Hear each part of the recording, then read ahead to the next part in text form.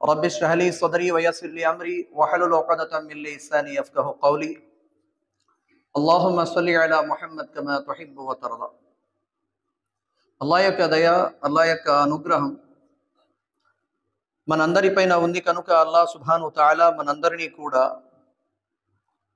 ఈ జుమ్మా రోజున అల్లాహ్ యొక్క ఆజ్ఞ అయినటువంటి నమాజుని ఆచరించేందుకు తన గృహానికి హాజరయ్యే భాగ్యాన్ని ప్రసాదించాడు. సోదరులారా, సోదరీమణులారా, అల్లాహ్ మనందరికీ ఏ యొక్క ధర్మాన్ని అయితే ప్రసాదించాడో ఈ ధర్మం పరిపూర్ణమైన ధర్మంగా అల్లాహ్ ఖురానే మజీద్లో తెలియజేశాడు.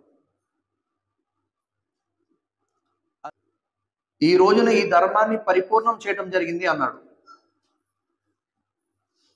ఇస్లాం యొక్క ధర్మంలో ఎక్కడా కూడా వన్ సైడ్ మాత్రమే ప్రస్తావన అనేది ఉండదు, ఎక్కడా ఉండదు. ఖచ్చితముగా దేవుని యొక్క హక్కుల గురించి ప్రస్తావించబడింది అంటే దాసుల యొక్క హక్కుల గురించి కూడా ప్రస్తావించడం జరిగింది. తల్లిదండ్రుల యొక్క హక్కులు ప్రస్తావించడం జరిగింది అంటే ఖచ్చితముగా బిడ్డల యొక్క హక్కులు కూడా ప్రస్తావించడం జరిగింది. భర్త యొక్క హక్కులు ప్రస్తావించడం జరిగింది అంటే ఖచ్చితంగా భార్య యొక్క హక్కులు కూడా ప్రస్తావించడం జరిగింది.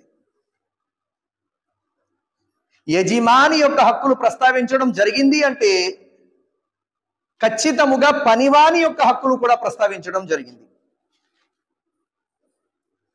మగ బిడ్డ యొక్క హక్కులు ప్రస్తావించడం జరిగింది అంటే ఖచ్చితముగా ఆడబిడ్డల హక్కులు కూడా ప్రస్తావించడం జరిగింది.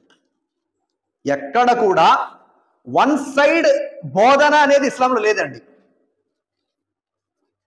ఎవరైనా వన్ సైడ్ చెప్తున్నారంటే ఆ చెప్పే వ్యక్తి తప్పు, ఇస్లాం తప్పు కాదది. ఒక స్త్రీ తన కోడలతో అంటుంది, నీకు తెలుసా నా హక్కు ఏంటో ఇస్లాంలో అంటుంది. ఏంటి అంటే, నా కొడుకుని గనక నేను డివోర్స్ ఇచ్చేమన్నానంటే నీకు ఇచ్చి పడేయాలంటే ఏమనుకుంటున్నావు అసలు నా గురించి అని చెప్పి చెప్తుంది ఈవిడి. ఇది వన్ సైడ్. ఇది పైగా చెప్పే మాట పూర్తిగా కాదది. అసలు ఆ సహబీ గారు ఏమన్నారు, ఆ సందర్భంలో ప్రవక్త వారు ఏం చెప్పారు, అక్కడ ఆ స్త్రీ ఏ విధంగా ప్రవర్తించింది, అప్పుడు ప్రవక్త వారు నీ తల్లి ఒకవేళ నీ భార్యకు విడాకులు ఇచ్చేయమని చెబితే నువ్వు విడాకులు ఇచ్చేవయ్యా అని చెప్పి ఏ కారణం మీద చెప్పారు. ఇవన్నీ చెప్పకుండా నా గురించి తెలుసా అసలు ఇస్లాంలో తల్లిని నేను ఆడికి జన్మనిచ్చాను, ఒకవేళ నేను డివోర్స్ ఇచ్చేమన్నా విడాకులు ఇచ్చేమన్నా నా కొడుకు వెంటనే ఇచ్చేయాలి, నీకేం తెలుసా అంటుంది ఈవిడ. ఇది వన్ సైడ్. ఇది ఇస్లాం వన్ సైడ్ కాదు. ఎక్కడ ఇస్లాం రెండు వైపులా చెప్తుంది. అయితే సోదరులారా, సోదరీమణులారా, ప్రస్తుత సమాజంలో అల్హమ్దులిల్లా నమాజీలలో మనోళ్ళు చాలా ఉన్నతంగా ఎదుగుదల జరుగుతుంది. ఇది వరకుతో పోలిస్తే ఉపవాసాలలో కూడా మాషాల్లా ఇది వరకు రోజులతో పోలిస్తే మనోళ్ళు కొత్తగా ఇంకా అల్హమ్దులిల్లా చాలా ఉన్నతమైనటువంటి స్థానంలో వెళ్తున్నారు.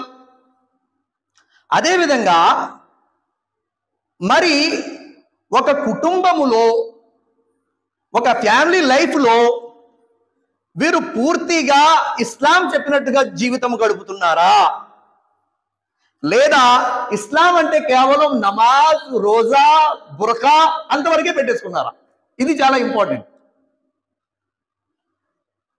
అందుకే దైవ ప్రవక్త హజరత్ ముహమ్మద్ సల్లల్లాహు తఆలా అలైహి వసల్లం గారి కోసం అల్లాహ్ తబారక తఆలా ఖురానే మజీదులో క్లియర్ గా ఈ విషయాన్ని తెలియజేశాడు. లఖద్ కాన లకుం ఫీ రసూలిల్లాహి ఉస్వతున్ హసన. ప్రజలారా, మీ అందరి జీవితానికి ఒక ఆదర్శం, ఒక గొప్ప నమూనా ఎవరు అంటే జనాబే ముహమ్మదు రసూలుల్లాహ్ సల్లల్లాహు అలైహి వసల్లం గారి జీవితం. ఆయన జీవన విధానం మీ అందరికీ ఒక ఆదర్శం ఉంది అన్నాడు అల్లాహ్. అందుకే దైవ ప్రవక్త హజరత్ ముహమ్మద్ సల్లల్లాహు అలైహి వసల్లం ఒక సందర్భంలో మాట్లాడుతూ ఏమంటారంటే, ఒక వ్యక్తి పాపాత్ముడు అవ్వడానికి తన యొక్క హక్కులు ఎవరిపైన అయితే ఉన్నాయో ఆ హక్కులు పూర్తి చేయకపోతే చాలా అతడు పాపాత్ముడు అయిపోతాడు అన్నారు అల్లాహకి నబి. ఏంటండి, పెద్ద విషయం కాదు, చాలా సులభంగా చెప్పారు అల్లాహకి నబి. ఒక వ్యక్తి పాపాత్ముడు అవ్వడానికి పెద్ద పెద్ద పాపాలు చేయనవసరం లేదు. ఇతడి మీద ఎవరి యొక్క హక్కులైతే ఉన్నాయో, ఉదాహరణకి నా భార్య హక్కు నా మీద ఉంది, పెళ్లి చేసుకున్నాను, తీసుకొచ్చాను, తిండి పెట్టకపోతే ఎలాగా, బట్టలు ఇవ్వకపోతే ఎలాగా, ఉండడానికి ఇల్లు ఇవ్వకపోతే ఎలాగా, నేను కేవలం పెళ్లి సంసారం చేయడానికి మాత్రమే చేసుకున్నానండి, ఇంక మిగతా నాకు సంబంధం లేదంటే కాదు. అల్లాహే నబి అన్నారు, ఒక వ్యక్తి పాపాత్ముడు అవడానికి తన యొక్క హక్కులు ఎవరి మీద అయితే ఉన్నాయో వారి హక్కులు కనుక పూర్తి చేయకపోతే సరిపోతుంది, ఇతడు పాపాత్ముడు అయిపోతాడు. ఈ రోజున దురదృష్టం మరియు బాధాకరమైన విషయం ఏమిటి అంటే, హుకూకుల్లా సూపర్. మా అబ్బాయి గురించి తెలుసా మీకు? 5 పూటలు నమాజి. అలా మా అమ్మలోడు కదండి మా వాడు. మా అమ్మాయి గురించి తెలుసా అసలు? పరదా, బయటికి వెళ్తే కనీసం కళ్ళు కూడా కనపడలేదు, అంత పరదా చేస్తుంది మా అమ్మాయి. ఏమనుకుంటున్నారు మీరు? కానీ ఫ్యామిలీ లైఫ్, కుటుంబ జీవితములో వీళ్ళ ప్రవర్తన ఎలా ఉంది? అందుకే హదీసులో అల్లాహ్కే నబీ సల్లల్లాహు అలైహి వసల్లం అన్నారు, ఎవరికైతే అల్లాహ్ నామస్మరణ చేసే నాలుక, కృతజ్ఞత తెలిపే హృదయము, సహనం వహించే శరీరము, పుణ్యాత్మురాలైన భార్య లభించిందో వారి జీవితం ధన్యము అన్నారు అల్లాహ్కే. ఏమిటంటే, పుణ్యాత్మురాలైన భార్య కనుక లభించిందా అతడి జీవితం ధన్యం, అతడు అదృష్టవంతుడు అన్నారు అల్లాహ్కే. ఈ రోజున దురదృష్టం మరియు బాధాకరమైన విషయం ఏమిటి అంటే, పెళ్లి సంబంధాలు చూసేటప్పుడే బేరాలు అలా ఉన్నాయి. ఎలాగా? బేదీన్, ఇస్లాంకి విరుద్ధంగా. అటు అమ్మాయి వాళ్ళు కూడా అలాగే ఉన్నారు కొందరు, ఇటు అబ్బాయి వాళ్ళు కూడా కొందరు ఇలాగే ఉన్నారు. మంచి జాబ్ ఉండాలి, కట్నం తీసుకోకూడదు, దీని ఉండాలి, సూపర్ కోరిక. అబ్బా, మంచి జాబ్ ఉండాలి, దీని ఉండాలి, కట్నం తీసుకోకూడదు, అక్కడ తాగరు. మళ్ళీ అందంగా ఉంటే బాగుంటుంది. ఆడపిల్లలు ఏం తక్కువగా లేరండి. నేను ఏదన్నా భయపడతానంటే ఈ సంబంధాల విషయంలో వెళ్ళడానికి భయపడతా కొద్దిగా. వద్దులేమ్మా, వాళ్ళ హిస్టరీ నాకు తెలియదు, వీళ్ళ హిస్టరీ నాకు తెలియదు, తెలియకుండా పుణ్యం కలిపోయింది అంటారు. తేడా వస్తే బద్దువాళ్ళు తగులుతాయి. 2 కూతుర్లు ఉన్నారని కథలు అవసరమా మనకి? మీరు అంతం చేస్తారని మీరు చెప్తారు. ఆ కబుర్లు వద్దురా బాబు, నేనేం చిన్నపిల్లని కాదు, 39 ఏళ్ళు. హదీసులో అల్లాహ్కే నబీ సల్లల్లాహు అలైహి వసల్లం అన్నారు, పుణ్యాత్మురాలైన భార్య ఎవరికైతే లభించిందో ఆ వ్యక్తి అదృష్టవంతుడు అన్నారు. అయినప్పటికీ ప్రవక్త ముహమ్మద్ సల్లల్లాహు అలైహి వసల్లం ఒక సందర్భంలో ఈ మాట చెప్పారు, నేను అత్యధికంగా స్వర్గంలో పేదవారిని చూశాను, నరకంలో ఆడవారిని చూశాను అన్నారు అల్లాహ్కే నబీ సల్లల్లాహు అలైహి వసల్లం. శిష్యులు అడిగారు, ఓ దైవ ప్రవక్త, ఆడవారు అధికంగా నరకంకి వెళ్ళడానికి కారణం ఏమిటి? పేదవాళ్ళు స్వర్గంలో ఉన్నారంటే ఓకే, దీనికి అర్థం ఉంది. ఎందుకని? లెక్కపత్రాలు ఈజీగా అయిపోతే స్వర్గానికి తొందరగా వెళ్ళిపోతారు, అల్హమ్దులిల్లాహ్. మరి ఆడవాళ్ళు ఎందుకు? అల్లాహ్కే నబీ సల్లల్లాహు అలైహి వసల్లం అన్నారు, 2 కారణాల వల్ల ఆడవారు అత్యధికంగా నరకంలో వెళ్తున్నారు అన్నారు. 2 కారణాలు.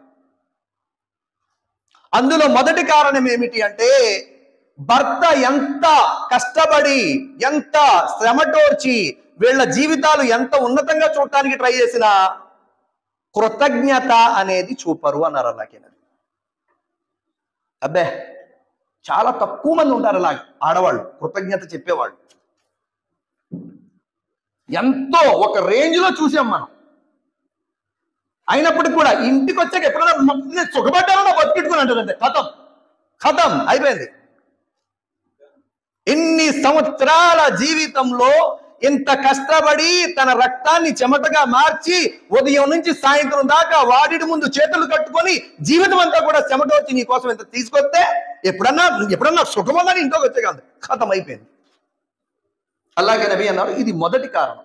శుక్రత ఉండదు, కృతజ్ఞత ఉండదు ఎక్కువ ఆడవాళ్ళకి. చాలా తక్కువ ఉంటారు కృతజ్ఞత ఉండేవాళ్ళు, చాలా తక్కువ. రెండో విషయం అల్లాహ్కే నబీ సల్లల్లాహు అలైహి వసల్లం అన్నారు, అత్యధికముగా శాపనార్థాలు పెట్టే అలవాటు ఆడవారికి ఉంటుంది. ఈ కారణంగా నరకంలో ఉంటారన్న. నాశనం అయిపోతాడు మా అల్లుడు, మా అమ్మలుడు కాదు, నాశనమే. నాశనం అయిపోతాడు మా మరిది గారు, నాశనమే. నాశనమే ఇంక అందరూ ఖబరస్థాన్లోకి వెళ్ళిపోయాక మీరు ఉందరు కానీ భూమి మీద. అల్లాహ్ నబీ సల్లల్లాహు అలైహి వసల్లం అన్నారు, ఈ రెండు కారణాల వల్ల నేను ఎక్కువగా ఆడవాళ్ళని నరకంలో చూశానన్నారు అల్లాహ్. సోదరులారా, సోదరీమణుడారా, శైతాన్కి చాలా ఇష్టమైన పని ఏమిటి అంటే, ప్రేమగా ఉన్నటువంటి మనుషుల మధ్య గొడవలు తీసుకురావడానికి చాలా ఇష్టం. ఒక కుటుంబాన్ని నాశనం చేయాలన్నా, అన్న తమ్ముళ్ళ మధ్య గొడవ పెట్టాలన్నా, బావ బామర్దుల మధ్య గొడవ పెట్టాలన్నా, తోడళ్ళుల మధ్య గొడవ పెట్టాలన్నా, అబ్బా వాడికి చాలా ఇష్టం. అందుకే ఖురానే మజీద్లో శైతాన్ మార్గాలను 3 ప్రస్తావించాడు అల్లా. ఒకటి, జూదము ద్వారా శైతాన్ మీ మధ్య గొడవ పెడతాడు అన్నాడు ఖురానే మజీద్లో. జూదం ద్వారా ఏం పెడతాడంట? గొడవలు పెడతాడు. రెండవది, మద్యము ద్వారా కూడా శైతాన్ మీ మధ్య గొడవలు పెడతాడు. ఎందుకంటే మద్యం తాగాడంటే మనిషిలా ఉండడు, ఇష్టం వచ్చినట్టు ప్రవర్తిస్తాడు. మూడవ మాట చాలా ఖతర్నాక్, అల్లా మనందరినీ రక్షించుగాక. సూరా బనీ ఇస్రాయిల్ అల్లా అంటాడు వాక్యం 53లో, వకుల్ ఇబాదీ యకూలుల్లతీ హియ అహ్సన్ ఇన్న శైతాన యన్జగు బైనహుం ఇన్న శైతాన కాన లిల్ ఇన్సాన అదువ్వుం ముబీన్. అల్లా అంటున్నాడు, ప్రవక్త, నా దాసులతో మీరు ఇలా అనండి, వారు మాట్లాడేటప్పుడు చాలా మృదువుగా మాట్లాడమని. ఎలా మాట్లాడాలంట భయ్? మృదువుగానా కోపంగానా? మృదువుగా. ఇక్కడ మృదువు అనే పదాన్ని, అబ్బా నేను ఉమరగట్ట అయిపోయండి, సీరియస్గా ఉంటాను. బాగానే ఉంది, చెప్పుకోవడానికి బాగుంది, కానీ ఉమర్ రదియల్లాహు తాలను రాత్రి అంటే ఏడ్చేవారు. ఏడు నువ్వు కూడా. అబ్బే అక్కడ ఉమర్ రదియల్లాహు దగ్గర అవసరం లేదు. ఉమర్ రదియల్లాహు తాలను జంగే ఖైబర్ సమయంలో మొత్తం ఆదా అంటే సగం వరకు తీసుకొచ్చారు. మొత్తం అంతా అల్లా మార్గంలో ఖర్చు పెడతాను. ఖర్చు పెట్టు. అదే అక్కడ ఉమర్ గారు గుర్తురారు ఈయనకి. భయ్ మీరు నమాజ్ చదువుతున్నారు, అంత కోపం ఉండకూడదంటే మన ఉమర్ గారి అయిపోయండి. లేదండి, ఇది ఒక వంక. మీ తప్పుని తప్పు పెట్టుకోవడానికి ఒక వంక ఇది. అల్లా క్షమించుగాక. ఉమర్ గారిని వన్ సైడే చూసాం మనం కూడా. ఆయన కోపం ఎక్కువ. హిస్టరీ చదివితే తెలుస్తుంది అసలు ఆ మనిషి ఎప్పుడు కోపపడేవారు, ఎంత మృదు వైఖరి గెలవారు అనేది. ఆయన జీవితం పూర్తిగా చదివితే తెలిసిపోద్ది ఆయన ఎంత మృదు వైఖరి కూడా. ఆయన హృదయం కూడా ఎంత మెత్తగదనంలో ఉండేదో. అల్లాహ్ నబీ సల్లల్లాహు అలైహి వసల్లం ఈ ఏదైతే మాట ప్రవక్త గారితో అల్లా చెప్పాడో, ఏమని? వకుల్లి ఇబాది, ప్రవక్త మీరు నా దాసులతో చెప్పండి, మాట్లాడితే మృదువుగా మాట్లాడమని.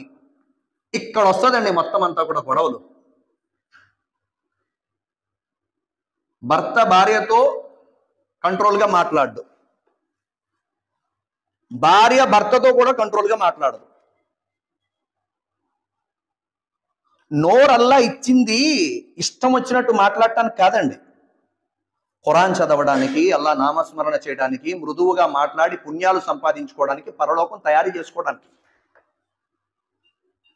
భార్య అంటే లోకు అన్నట్టుగా కొద్దిమంది భార్యని చులకనగా మాట్లాడటం, కొద్దిమంది ఏమో భర్త అంటే లోకు అన్నట్టుగా భర్తని చులకనగా మాట్లాడటం. ఇది ఎక్కువగా ఎక్కడ జరుగుద్ది అంటే, నేను అబ్జర్వ్ చేసింది, లవ్ మ్యారేజ్ చేసుకుంటారు చూసారా, అందరినీ అన్న నేను, అది జీవితంలో అనుభవం అయిపోయింది నాకు. అంటే నా స్నేహితులు ఉన్నారు కదా, చులకనగా, అరే షరియత్ నీకు తెలియకపోతే తెలుసుకో అమ్మా, తెలుసుకొని మాట్లాడు. నీ భర్త ఖురానే మజీదులు అల్లాహ్ తబారక వ తఆలా అన్నాడు, స్త్రీల కంటే పురుషులు కొంచెం ఆధిక్యత కలిగారు. ఎందుకు అంటే తఫ్సీర్లో రాయబడి ఉంది, వీరు ఆ స్త్రీల కొరకు కష్టపడతారు. బయటికి వెళ్ళి స్త్రీలు కష్టపడరు కదా. వీళ్ళకంటే ఎక్కువ పని చేస్తారు కదా బయటికి వెళ్ళి మగవాళ్ళు, అందుకోసం అల్లాహ్ తబారక తఆలా ఆధిక్యత అన్నాడు. ఆధిక్యత అందుకోసమే, ఇంకేం కాదు. భర్తను పేరెంట్ పిలవచ్చండి, పిలుచుకోండి, ఎవడొద్దన్నాడు? అఫ్రోజన్ పిలిస్తే బెలే ఉంటుంది, తప్పేముంది, హరామైతే కాదు. కానీ కొద్దిగా బుద్ధి విచక్షణ జ్ఞానం అనేది ఉంటుంది కదా, షరియత్కు అనుగుణంగా, ఆ షరియత్కు అనుగుణంగా, ధర్మానికి అనుగుణంగా కనుక మనం ఆలోచిస్తే భర్తని యామండి అని పిలవడంలో గౌరవం ఉంది.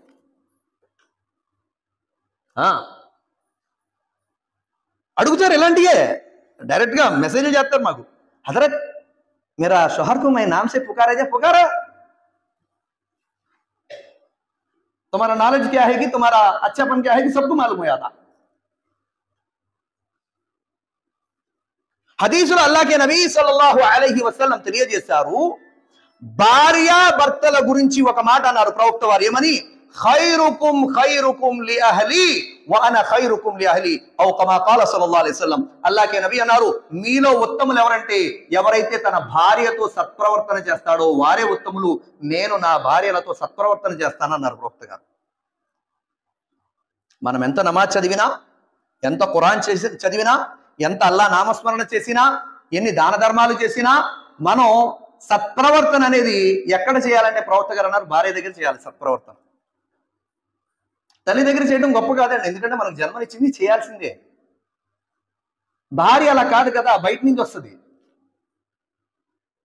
తన యొక్క అన్నదమ్ముళ్లను, అక్క చెల్లెలను, తల్లిదండ్రులను, బంధువులను, పుట్టిన ఊరిని, పెరిగిన ప్రదేశాన్ని, స్నేహితురాళ్లను, సొంత ఇంటిని అవన్నీ వదులుకొని కుబుల్ హే అని చెప్పి అన్నదని చెప్పేసి వచ్చేస్తుంది మనతోటి.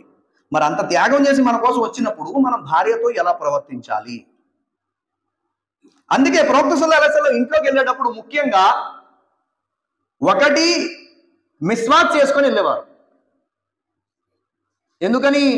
ధార్మిక గ్రంథాల్లో ధార్మిక పండితులు వివరణ రాశారు ఈ హదీస్కి.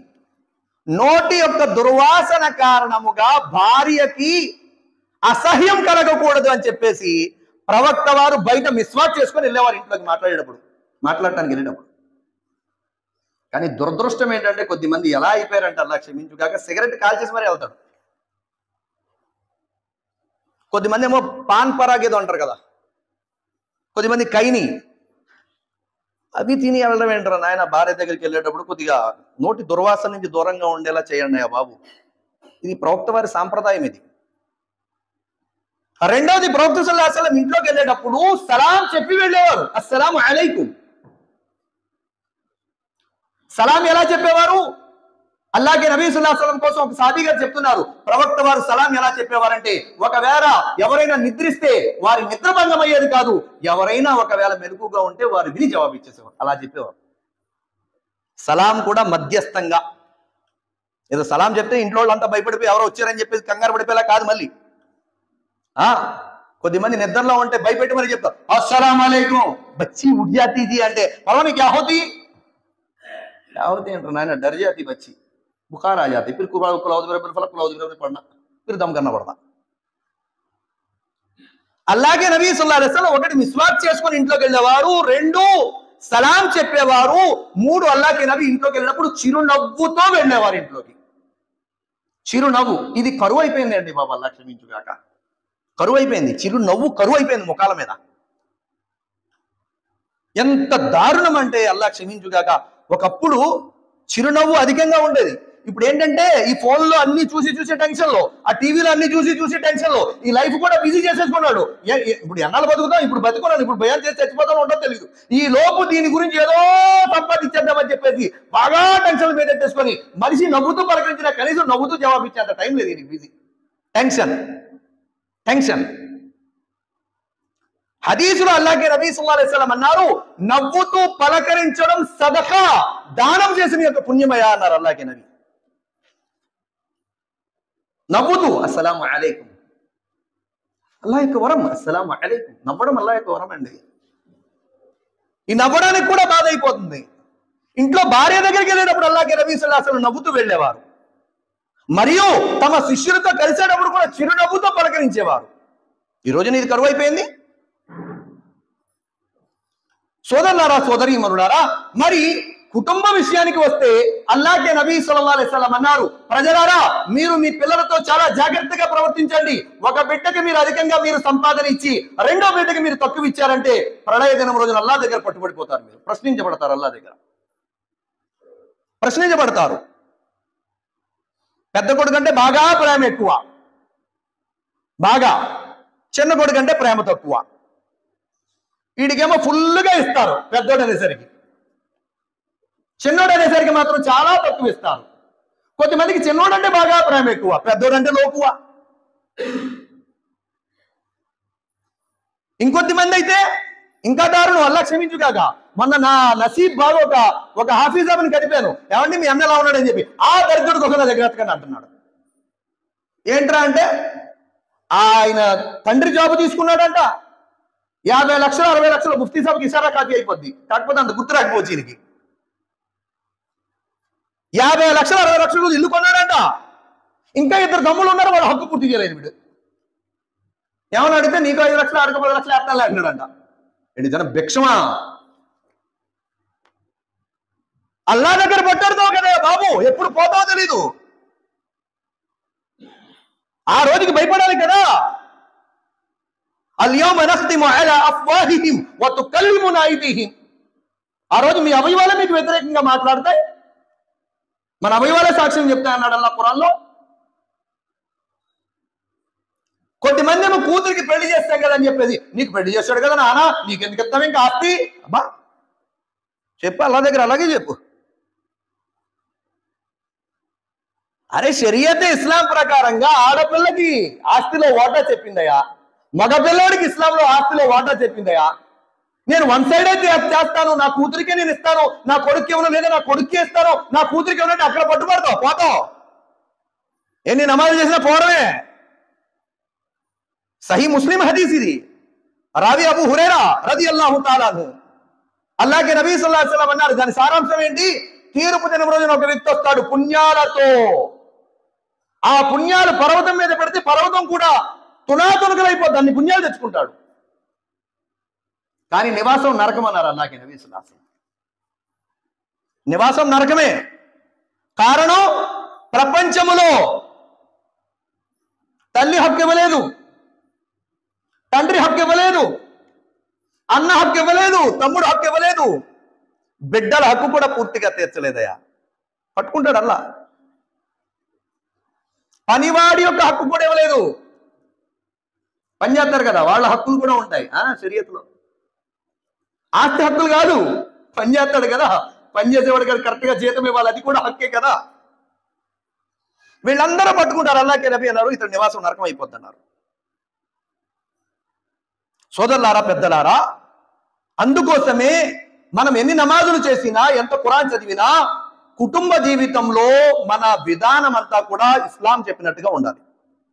ఇస్లాం ఎలా చెప్తుందో అలాగా ప్రయత్నించాలి. కనీసం ప్రయత్నించాలా? మరేమో కొద్దిమంది మరి మితిమీరిపోతారు. మితిమీరిపోవడం అంటే ఎలాగండి? ఇంకా అల్లా అనుకుంటూ కూర్చుంటాడు, సంపాదించాడు పెళ్ళం పెట్టుల కోసం. ఇదో రకం, ఇదొక మైండ్ సెట్. ఏంటంటే అల్లా చూసుకుంటాడంటే మా పిల్లల కోసం. మరి నువ్వు చెప్పాలి, అల్లా చూసుకుంటాడా లేదో? అల్లా చూసుకుంటాడు, కరెక్ట్. ఎవడు కాదన్నాడు? ఖురాన్ మజీదులో క్లియర్ గా చెప్పాడు అల్లా, వమా మిన్ దాబ్బతిన్ ఫిల్ అర్ది ఇల్లా అలల్లాహి రిజ్కుహా. ఈ భూలోకంలో ఎన్నైతే జీవరాశులు ఉన్నాయో వాటికి ఆహారం ఇచ్చే బాధ్యత అల్లాదే. కాదని ఎవరన్నారు? కన్నావు కదా, నీకంటూ ఒక బాధ్యత ఉందయా.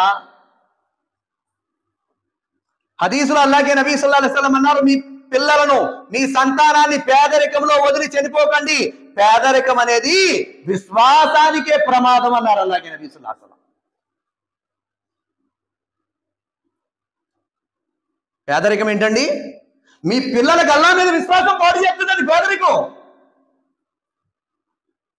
అబ్బా నమాజ్ చేసేవారు, అమ్మీ నమాజ్ చేసేది, అయినా కూడా మనకు తినడానికి అన్నం ఉండలేదు, ఏంటో కట్టుకోవడానికి కనీసం బట్టలు కూడా ఉండలేదు. అల్లా నమ్ముకోలేని వాళ్ళు చాలా మంచిగా బతుకుతున్నారు. నాశనం అయిపోతాయా నీ బిడ్డల విశ్వాసం? అలా వదిలి చచ్చిపోవద్దు. అల్లా చూసుకుంటాడులే, నేను అల్లా అనుకుంటే ఇలా బతికేస్తాను. రాంగ్, ఇది తప్పిది. ఒక వ్యక్తి కందిపైన చేతులతో ప్రవక్త గారి దగ్గరికి వచ్చారు. అల్లాహ్కి నబీ అడిగారు, నీ చేతులు ఏంటి ఇలా కందిపోయినాయి అన్నారు. యా రసూలల్లాహ్, నేను నా భార్య బిడ్డల కోసం గొడ్డలతో నేను కర్రలు కొడుతూ ఉండడం కారణంగా చేతులు ఇలా కందిపోయినాయి. అల్లాహ్కి నబీ అన్నారు, ఎవరైతే తమ భార్య బిడ్డల కోసం కష్టపడతాడో, ఆ చేతులు కాయలు కట్టాయో, ఆ వ్యక్తి చేతుల మీద నరకం హరాం అన్నారు అల్లాహ్కి నబీ సల్లల్లాహు అలైహి వసల్లం. భార్య బిడ్డల కోసం కష్టపడితే నరకం నుంచి బయటపడతామన్నారు అల్లాహ్కి నబీ. నేను భార్య బిడ్డల కోసం కష్టపడను, నేను వాళ్ళకి సంపాదించాల్సిన అవసరం లేదు, ఇంకెందుకు ఇంక పెళ్లి చేసుకోవడం. మరి కొద్దిమంది ఇంకా టూ మచ్గా ఆలోచించారు, కొద్దిమంది అధికంగా. ఎలాగా? ఈ పెళ్లి చేసుకోకపోతే గొడవ ఉండదండి, ఈ పెళ్లిళ్ళు కట్ట అంటే ఎందుకంటారు, ఈ తలనొప్పులు ఏంటంట, తలనొప్పులండి ఇవన్నీ. మరి తెలియదు, మరి తెలియక షరియత్ ఇస్లాంలో ఇవి చెప్పేశారు. ఖురాన్ మజీద్లో కూడా సూరా నిసాలో కూడా అల్లాహ్ తబారక్ తఆలా వివాహం గురించి చెప్పేశాడు. పాపం నాయనా, పెళ్లి చేసుకున్న జీవితం వేరు బాబు. హదీసులో అల్లాహ్కి నబీ సల్లల్లాహు అలైహి వసల్లం అన్నారు, ఒక విశ్వాసి పెళ్లి కాకముందు అతడి విశ్వాసం ఒక స్థాయిలో ఉంటుంది, అతడు పెళ్లి చేసుకున్నాక అతడి యొక్క ఇస్లాం పరిపూర్ణం అవుతుంది అన్నారు అల్లాహ్కి నబీ సల్లల్లాహు అలైహి వసల్లం. పెళ్లి చేసుకున్నాక ఇస్లాం పరిపూర్ణం అవుద్ది అన్నారు. ఎందుకని? ఇప్పుడు మనం నమాజ్ చేస్తే పెద్ద గొప్ప ఏంటంటే, అల్లాహ్ దగ్గర అంత గౌరవం మనకి ఎందుకు? మనకి భార్య బిడ్డలు ఉంటారు, వ్యాపారం ఉంటుంది, వ్యవసాయం ఉంటుంది, ఉద్యోగం ఉంటుంది, మన పైన యజమాని ఉంటాడు. వీళ్ళందరి యొక్క హక్కులు పూర్తి చేస్తూ మనం మళ్ళీ ఆరాధన చేస్తాం. దైవదూతలుగా ఏం లేవు కదా. అనేక మంది దైవదూతలు కొన్ని అల్లాహు అక్బర్ కియామ్లోనే ఉన్నాయి, కయామత్ దాకా కూడా కియామ్లోనే నిలబడే ఉంటారు వాళ్ళు. కొన్ని మంది దైవదూతలు రుకులో ఉన్నారు, కయామత్ దాకా కూడా రుకులోనే ఉంటారు వాళ్ళు. కొద్ది మంది దైవదూతలు సజ్దాలో ఉన్నారు, కయామత్ దాకా ప్రళయం వరకు కూడా సజ్దాలోనే ఉంటారు వాళ్ళు. మరి మనకెందుకు ఇస్లాంలో మనం చేసే నమాజుని అంత ఉన్నతముగా? మహాప్రవక్త సల్లల్లాహు అలైహి వసల్లం గారితో ప్రవక్త వారి భార్య ప్రశ్నిస్తారు, ఓ దైవ ప్రవక్త, స్వర్గములో మేము ఉత్తములమా, దైవ కన్యలు ఉత్తములా అని చెప్పి అంటారు. జన్నత్కి హసీన్ మనాజిర్ ఒక పుస్తకం ఉంది ఉర్దూలో, ఆ పుస్తకంలో ఈ వాక్య అనుకోకుండా తగిలింది. ఇది ప్రవక్త ముహమ్మద్ సల్లల్లాహు అలైహి వసల్లం అన్నారు, ఈ ప్రపంచంలో ఉన్న స్త్రీలే స్వర్గం యొక్క దైవ కన్యల కంటే ఉత్తములు అన్నారు అల్లాహ్కి నబీ సల్లల్లాహు అలైహి వసల్లం. ఎందుకని? వీరు తమ మనసు కోరికలను అణుచుకొని చలికాలంలో లేచి కూడా వజూ చేసుకుంటారు. ఆకలి వేస్తున్నప్పటికీ కూడా తమ కోరికలు అణుచుకొని ఉపవాసాలు ఉంటారు. తమ తల్లిదండ్రులు, భార్య బిడ్డలందరి యొక్క హక్కులు పూర్తి చేస్తూ అల్లాహ్ యొక్క హక్కులు కూడా పూర్తి చేస్తారు. అందుకోసమే స్వర్గంలో ఉన్న దైవ కన్యల కంటే ఈ లోకం యొక్క విశ్వసించిన ముస్లింలే ఉత్తములు అన్నారు అల్లాహ్కి నబీ సల్లల్లాహు అలైహి వసల్లం. ముస్లిం స్త్రీలే ఉత్తములు అన్నారు అల్లాహ్కి నబీ సల్లల్లాహు అలైహి వసల్లం. సోదరులారా, సోదరీమణులారా, కొద్దిమంది అంటారు పెళ్లి వేస్ట్ అండి, ఈ రోజుల్లో పోషించలేము. మనం పోషించమండి బాబు. నేను పెళ్లి చేసుకున్నప్పుడు ఇమామత్లో చేస్తున్నప్పుడు నేను 2004వ సంవత్సరంలో నాకు 600 రూపాయల జీతం పోషించాడు అల్లాహ్, అల్హమ్దులిల్లాహ్. 14,000 రూపాయలు వచ్చేదాకా కూడా అల్హమ్దులిల్లాహ్ పోషిస్తూనే ఉన్నాడు. ఇమాముల జీతాలు మీకు తెలిసిందే కదా, కామన్. ఇక్కడ బొమ్మూరు మొన్నటిదాకా ఒక ఎంఆర్ఓ పనిచేసేవారు, ఆయన రియాజ్ గారు అని చెప్పి. ఆయన పాపం ప్రతి నెల 600 కాకుండా 200 సైలెంట్కి ఇచ్చేవాడు. ఇమాం సాబ్ రఫ్లో కామ్ ఆయేగా ఆప్కో. నా లైఫ్లో ఫస్ట్ ఫోన్ ఇచ్చింది కూడా రియాజ్ భాయ్, టాటా ఇండికా అని చెప్పి.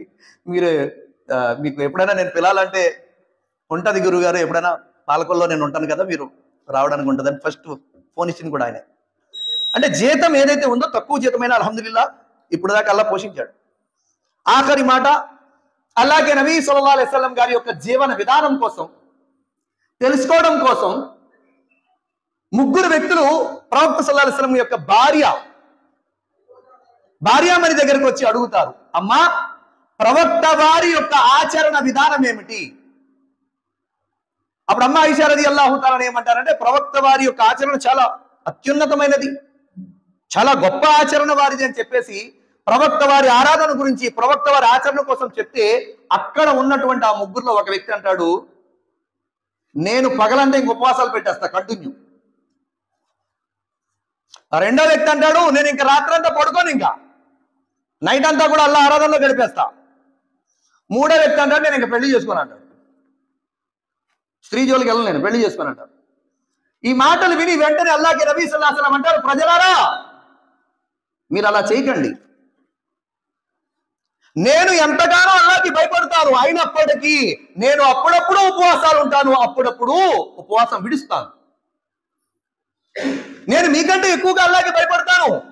రాత్రి పడుకుంటాను, కాసేపు లేచి అల్లాహ్ ఆరాధన చేస్తాను. నేను మీకంటే ఎక్కువగా అల్లాహ్కు భయపడతాను, అయినప్పటికీ కూడా నేను వివాహం చేసుకున్నాను. మన హష ఫలైస మిన్నా, ఎవరైతే నా సాంప్రదాయాన్ని విడిచిపెట్టారో వాళ్ళు నా వాళ్ళు కాదన్నారు అన్నకి. నికాలో ఖుత్బాలో చదువుతాం కదా, అన్ నికాహు మిన్ సున్నతి ఫమన్ రగిబ అన్ సున్నతి ఫలైస మిన్నా అని చెప్పి 2 హదీసులను కలిపి చదువుతాం అక్కడ. అల్లాహ్కే నబీ అన్నారు, లేదు వివాహం నేను చేసుకున్నానయ్యా, నాకు భార్యలు ఉన్నారు, నాకు బిడ్డలు ఉన్నారు, నాకు అక్క ఉంది సీమ, నేను వాళ్ళ హక్కులు పూర్తి చేయాలి, నా బాబాయిల హక్కులు పూర్తి చేయాలి, ఇవన్నీ చేస్తూ నేను అల్లాహ్ ఆరాధన చేయాలి. సోదరులారా సోదరీమణులారా, దానికోసమే కుటుంబ వ్యవస్థలో మనం నమాజ్ ఎంత గొప్పగా చేసినా, ఎంత గొప్ప జికర్ చేసినా, ఎన్ని దాన ధర్మాలు చేసినా, భార్యతో సత్ప్రవర్తన, బిడ్డల హక్కులు పూర్తి చేయడం, అన్నదమ్ముల హక్కులు పూర్తి చేయడం, కొడుకును ఒకలాగా కూతురును ఒకలాగా చూడకుండా ఇద్దరు హక్కులు సమానంగా చేయడం. కొంతమంది మాట్లాడితే రాంగ్ మాట్లాడతారండి. ఎవరు పుట్టారంటే ప్లస్ అంట, ఎవరు పుట్టారంటే మైనస్ అంట. సిగ్గుండాలి ఈ మాట అంటానికి అల్లాహ్ క్షమించుగాక. ప్లస్ అంటే అబ్బాయి ప్లస్ అంట, మైనస్ అంటే ఆడపిల్ల మైనస్ అంట. ఎలాగయ్యా ఇది? మజాక్ అన్నాను భయ్, మజాక సంతానంలోకి చచ్చిపోతున్నారు ఇక్కడ. సోదరులారా పెద్దలారా, ఇస్లాం యొక్క ధర్మం ఎప్పుడు వన్ సైడ్ చెప్పదు. ఒకవైపు ఇస్లాం ఎప్పుడు బోధించదు, రెండు వైపులు బోధిస్తుంది. అల్లాహ్ తబారక తఆలా మీకు చెప్పేటువంటి నాకు కూడా అల్లాహ్ యొక్క హక్కులు పూర్తి చేయడంతో పాటు మన కుటుంబ బాధ్యతలు కూడా పూర్తి చేసే భాగ్యాన్ని ప్రసాదించుగాక. వ ఆఖరు దఅవానా అల్హమ్దులిల్లాహి రబ్బిల్ ఆలమీన్. ఏ సోదరులైతే సున్నత్ చదువుకోలేదో ఆ సోదరులు సున్నత్ అదా చేసుకోండి. అస్సలాము అలైకుం వరహ్మతుల్లాహి వబరకాతుహు. సోదరులారా సోదరీమణులారా, రంజాన్ తర్వాత మీలో ఎవరైనా మాతో ఉమ్రా ప్రయాణంలో రావాలి అనుకుంటే స్క్రీన్ మీద ఇచ్చిన నెంబర్స్కి కాంటాక్ట్ చేయండి, పూర్తి వివరాలు తెలియజేయబడతాయి. జజాకుముల్లాహు ఖైరా. మన ఛానల్లో వీడియోస్ చూసే మీ అందరికీ నా యొక్క ఒక రిక్వెస్ట్ ఏమిటి అంటే, తప్పకుండా మన వీడియోస్ని లైక్ చేయండి.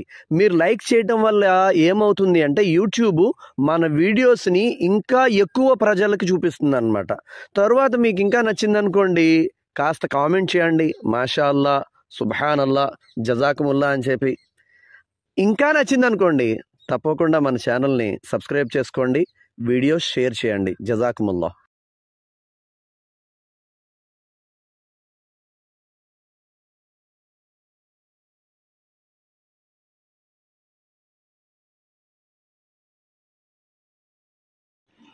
అస్సలాము అలైకుం వరహ్మతుల్లాహి వబరకాతుహు. సోదరులారా సోదరీమణులారా, ప్రతి ముస్లిం యొక్క హృదయంలో ఉండే ఒక కోరిక ఏమిటి అంటే, ఎప్పటికైనా కాబతుల్లా చూడాలని, ప్రవక్త వారు పుట్టినటువంటి ఆ ప్రదేశాలను సందర్శించాలని, అక్కడ ఉన్నటువంటి ముఖ్యమైన ప్రదేశాల గురించి తెలుసుకోవాలని. అందుకోసమే ఇన్షాల్లా రంజాన్ తర్వాత మన తెలుగు ఇస్లాం యూట్యూబ్ ఛానల్ ద్వారా ఒక ఉమ్రా గ్రూప్ బయలుదేరుతుంది. మీలో ఎవరైనా రంజాన్ తర్వాత మాతో ఉమ్రా ప్రయాణంలో రావాలి అనుకుంటే స్క్రీన్ మీద ఇచ్చిన నెంబర్స్కు కాంటాక్ట్ చేయండి. అస్సలాము అలైకుం వరహ్మతుల్లాహి వబరకాతుహు. సోదరులారా సోదరీమణులారా, సర్వసాధారణంగా మన ముస్లిం సోదరులు సోదరీమణులు కూడా చికెన్ ఆవకాయ తిందామని చెప్పి అనుకుంటారు. కానీ హలాల్ దొరుకుతుందో లేదో అనేటువంటి ఒక అనుమానంతో తినడానికి ధైర్యం చేయరు. కానీ ఇప్పుడు అల్హమ్దులిల్లా హలాల్ చికెన్ ఆవకాయ మీకోసం. మీలో ఎవరైనా మీ ఇంటి వరకు మా ఇంటి చికెన్ ఆవకాయని రప్పించుకోవాలనుకుంటే స్క్రీన్ మీద ఇచ్చే నెంబర్లకి కాంటాక్ట్ చేయండి. జజాకుముల్లాహు ఖైరా. అస్సలాము అలైకుం వరహ్మతుల్లాహి వబరకాతుహు. సోదరులారా సోదరీమణులారా, మీ అందరితో విన్నపం ఏమిటంటే, కేవలం రమదాన్ నెలలో మాత్రమే లేదా ఒక ప్రత్యేకమైనటువంటి వీడియోస్ ఉంటే మాత్రమే మనం ఇస్లామిక్ ఛానల్ని ఫాలో అవడం అనేది చేస్తూ ఉంటాం. కానీ మనం ఎప్పుడైతే ఇస్లాంని బాగా తెలుసుకోవాలి, బాగా నేర్చుకోవాలి, ఇస్లాం ప్రకారంగా ఆచరించాలి అనుకుంటామో అప్పుడు మనం కంటిన్యూగా ఒక ఛానల్ని ఫాలో అవుతూ ఉంటే, వారితో మన సంబంధాన్ని దృఢపరుచుకుంటే అప్పుడు మనకి ఇస్లాం మీద బాగా అవగాహన వస్తుంది. అదేవిధంగా ఇస్లాం మీద ఇంకా ఆచరించడానికి అవకాశం కూడా మనకి లభిస్తుంది. దానికోసమే మీ అందరితో నా యొక్క విన్నపం ఏమిటంటే, మన తెలుగు ఇస్లాం యూట్యూబ్ ఛానల్ని కేవలం రంజాన్లోనే కాకుండా ఇతర నెలల్లో కూడా ఫాలో అయ్యేటువంటి ప్రయత్నం చేయండి. అదేవిధంగా మాకు కూడా బాగా దగ్గర అవుతారు. మీకు ఇస్లాం గురించి ఏ అనుమానాలున్నా మాతో మీరు డైరెక్ట్గా వాట్సాప్లో మాట్లాడి అడిగి తెలుసుకోవచ్చు. జజాకుముల్లాహు ఖైరా. మన ఛానల్లో వీడియోస్ చూసే మీ అందరికీ నా యొక్క ఒక రిక్వెస్ట్ ఏమిటి అంటే తప్పకుండా మన వీడియోస్ని లైక్ చేయండి. మీరు లైక్ చేయడం వల్ల ఏమవుతుంది అంటే యూట్యూబ్ మన వీడియోస్ని ఇంకా ఎక్కువ ప్రజలకు చూపిస్తుంది అనమాట. తర్వాత మీకు ఇంకా నచ్చిందనుకోండి కాస్త కామెంట్ చేయండి, మాషా అల్లా, సుబ్హానల్లా, జజాకుముల్లా అని చెప్పి. ఇంకా నచ్చిందనుకోండి తప్పకుండా మన ఛానల్ని సబ్స్క్రైబ్ చేసుకోండి, వీడియోస్ షేర్ చేయండి. జజాకుముల్లా.